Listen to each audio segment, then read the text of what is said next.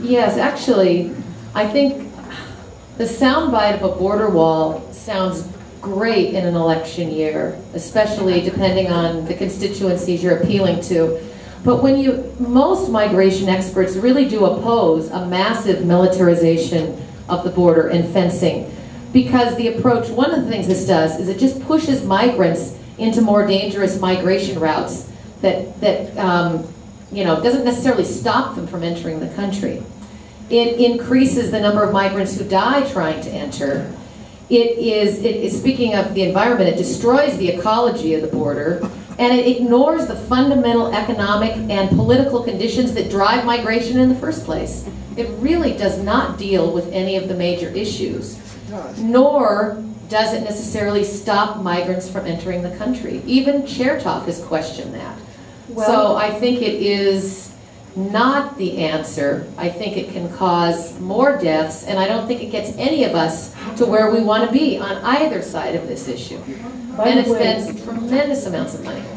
I think the people who promote amnesty on the right or on the left should be, at least in part, responsible for those deaths at our borders. Because if we do not... What does this have to do with the wall? Well, she said that the wall doesn't work. Let's stay with the question. She said the wall doesn't work. I'm trying to say the wall will work. Okay. No, the question is very specific. Anyone? Thank you. I'm Bianca, also from Petaluma.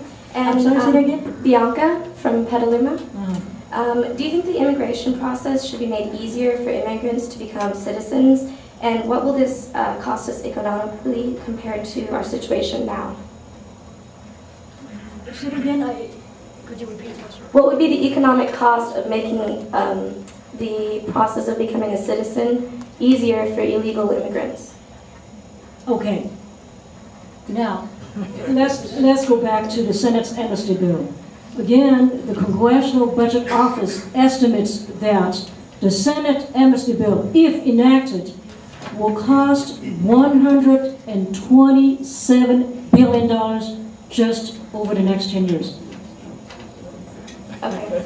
Also, about the terrorist thing that you keep correlating with illegal immigrants, how many other attacks have there been that have been directly correlated to illegal immigrants besides the 9/11 attacks? And as far as I know, the majority of terrorists living in our country are dormant citizens. They're not actually illegal immigrants, as far as I know.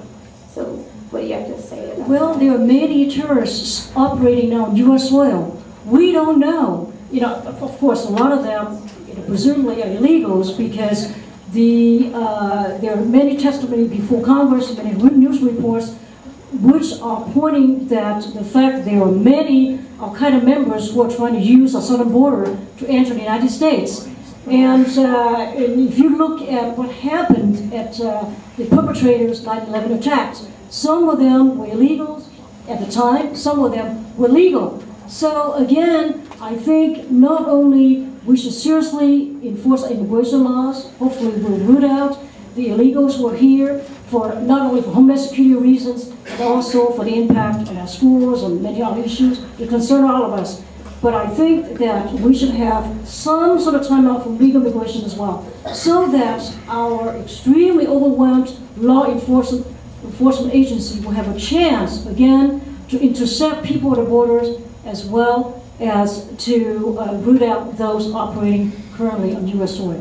Right, but I was just a little confused because it seems as though the terrorists are a mixed group of illegal immigrants and immigrants that are here legally. So I was just a little thrown off by that. Yeah, some are legal, some are illegal. Thank you.